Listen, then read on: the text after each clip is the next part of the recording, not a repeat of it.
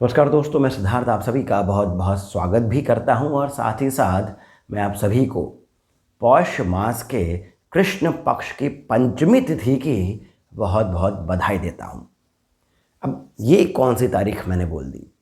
यही तो है 1 जनवरी 2024। नया साल, नया दिन, यही तो पूरी दुनिया मना रही है। कोई दिक्कत नहीं है, बस इतनी सी बात है कि ये साइंटिफिक नहीं है, लॉजिक कुछ है नहीं इसमें। तो अब जब 1 जनवरी को इतनी धूमधाम से मनाया जा सकता है, 31 की रात को रात भर पार्टी करके या कुछ भी करके, तो पंचमी तिथि कृष्ण पक्ष की इस दिन भी बहुत कुछ करा जा सकता है। तो इसी बारे में बात करने के लिए मैंने ये छोटा सा वीडियो आप सभी के लिए बनाया है। अब होता ये है कि हम 1 जनवरी 2024 सभी को विश करेंगे और बधाई देंगे, हैप्पी न्यू ईयर कहेंगे, रेजोल्यूशन देंगे, सब कुछ हम करेंगे ही करेंगे। पर सनातनी होने के नाते हमें ये भी पता है कि ये न्यू ईयर नहीं है।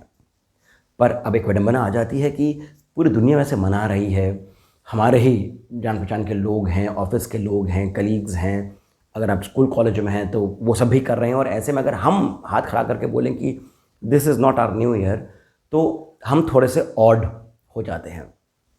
ऑड होने में भी कोई दिक्कत नहीं है, पर यदि हम ऑड नहीं होना चाहते हैं तो कम से कम हम इतना तो कर लें कि अब नया दिन जब हो रहा है और पंचमी तिथि आ रही है, तो इस पौष मास के कृष्ण पक्ष की पंचमी तिथि को क्या करा जाता है वही हम थोड़ा बहुत कर दें। तो आप सभी की जानकारी के लिए मैं आपको ये बताऊं कि इस दिन भगवान शिव की पूजा करी जाती है।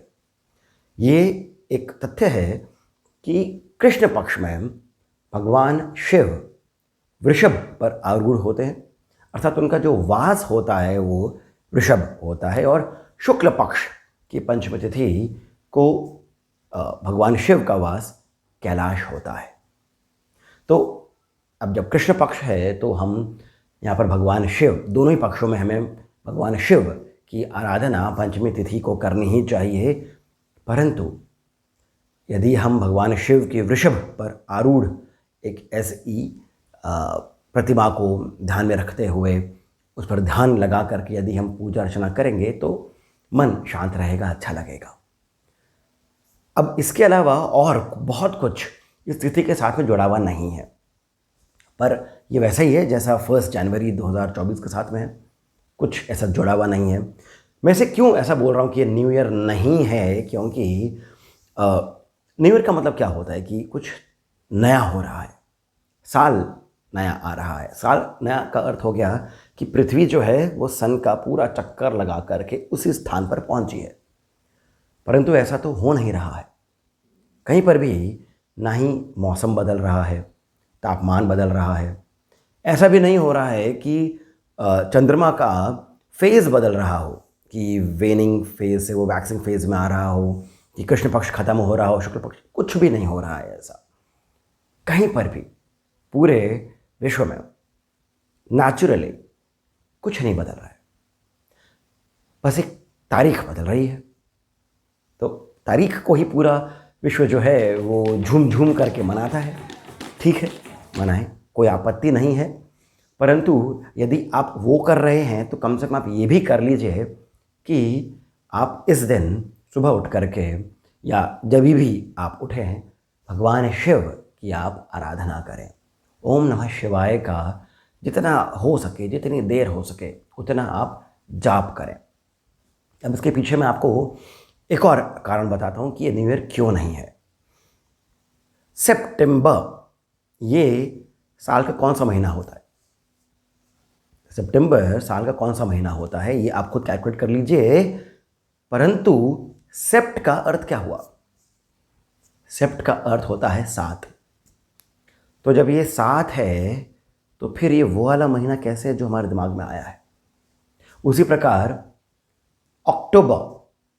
अक्टूबर का महीना, तारीख जो है, मतलब कौन सा महीना आता है वो हमको पता है, परंतु ऑक्ट का मतलब तो 8 होता है। ऑक्टागनल शेप होता है, ऑक्टोपस होता है, 8 8।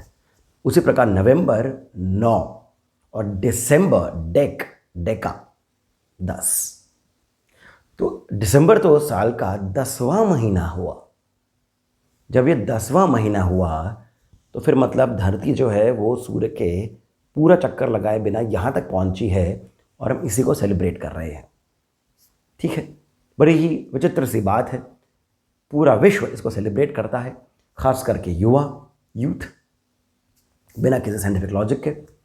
वो इंजीनियर्स हों, डॉक्टर्स हो, साइंटिस्ट हों, सभी जिन्हें हम साइंस जिन्हें कूट कूट के भरी होती है, वे भी इसको एंजॉय करते हैं। ठीक है, जैसा भी रहे, परंतु यहाँ पर हमें एक बात और पता ये होनी चाहिए, थोड़ी सी गंभीर बात है कि भले ही ये नया साल नहीं हो रहा, परंतु सोचेगा इस पर कि विश्व के अंदर करोड़ों लोग इस प्रकार की ऊर्जा इस दिन जनरेट करते हैं। इतना अधिक ऊर्जा वातावरण में पैदा होती है हमारे उत्साह के कारण, पर इस ऊर्जा का कोई डायरेक्शन नहीं होता है, कोई चैनल नहीं होता है। जैसे कि हम जब दिवाली मनाते हैं तो दिवाली में पूरा भारत और विश्व भर में जितने भी सनातनी हैं, जब वे दिवाली मनाते हैं तो हमारी एनर्जीज़ जो होती हैं वो चैनलाइज होती हैं, वो देवता के माध्यम से, वो माँ लक्ष्मी के, गणपति के माध्यम से वो चैनलाइज होती हैं। घर में पूजा अर्चना होती है, मंत्रों का उच्चारण होता है, हर घर में, लगभग हर घर में ऐसा होता है। यानी वो जो कलेक्टिव एनर्जी है वो एक डायरेक्शन में जब चैनलाइज होती है तो उसका असर हमें साल भर दिखता है। परंतु जब हम एक अनसाइंटिफिक तारीख पर इतनी एनर्जी जनरेट करते हैं और जब उसका कोई डायरेक्शन नहीं होता है, तब वो डायरेक्शनलेस होकर के बहुत हानिकारक हो जाता है। ये साइंटिफिकली भी आप इसको समझ सकते हैं। जब 10 लोग एक ही कमरे में यदि जब चिल्लाते हैं, वो किसी के भी सर में दर्द पैदा कर सकता है। तो जब आप सोचिए कि करोड़ों लोग जब 31 की रात को, 1 को जब इस प्रकार की ऊर्जा जनरेट करेंगे तो कितना कुछ हो सकता है। परंतु जब उसका कोई डायरेक्शन नहीं होगा तो वो कहाँ जाएगी, तो वो उसी प्रकार से डायरेक्शनलेस होकर के नेगेटिव हो जाती है। जिसे अब वैसा देखा जाए तो ऊर्जा को नेगेटिव पॉजिटिव को हम इस तरीके से नहीं तोलना चाहिए, ये सिर्फ सिंप्लीफाई करने के लिए मैं बता रहा हूँ। परंतु वो जो डायरेक्शनलेस एनर्जी है उसे यदि हम कम से कम, हम सनातनी जो साइंटिफिक हैं, यदि हम उसे चैनलाइज करके घर में सुबह हवन करके, 31 को आपने पार्टी करी, फैमिली डिनर करा, रात को टीवी देखा देर तक, जो भी है, आप अगले दिन आप कोई हवन कर लीजिए, रुद्राभिषेक कर लीजिए, घर के सभी लोग मिल कर के कर लें। अब बात यह आएगी कि भाई उस दिन ओकेशन क्या है, ना ही बर्थडे है ना ही नवरात्रे हैं, तो बिना ओकेशन के तो आपने 1 जनवरी को सेलिब्रेट करा है। हवन तो बहुत अच्छी चीज़ है, मंत्रों का उच्चारण होता है। तो 1 जनवरी को यदि आप अब से हर साल हवन रखने का कार्यक्रम रखें, दान दक्षिणा का कार्यक्रम रखें, लंगर लगाएं, कोई पाठ कलेक्टिवली, पॉइंट यहाँ पर आता है कि आप कलेक्टिवली कुछ ऐसा करने का प्रण ले लें, या फिर प्रण नहीं भी लें तो एक कोशिश ये करें कि सभी लोग मिल करके एक साथ, परिवार के लोग 11 बार 51 बार हनुमान चालीसा का पाठ कर लें। किसी भी प्रकार सब लोग मिल करके कुछ ऐसी ऊर्जा को जनरेट करें जिसका एक डायरेक्शन हो, जिसका एक लक्ष्य हो। तो मेरा ऐसा विश्वास है कि बहुत कुछ बदल सकता है, भले ही धीरे धीरे करके, परंतु कुछ बदलाव हो सकता है। यदि आप मेरी इन बातों से सहमत हैं तो कृपया करके मुझे कमेंट सेक्शन में बताएं। मुझे बताएं कि आप किस प्रकार अपनी इस नई तिथि को सेलिब्रेट करना चाहेंगे। कौन सी तिथि? पौष मास के कृष्ण पक्ष की पंचमी तिथि।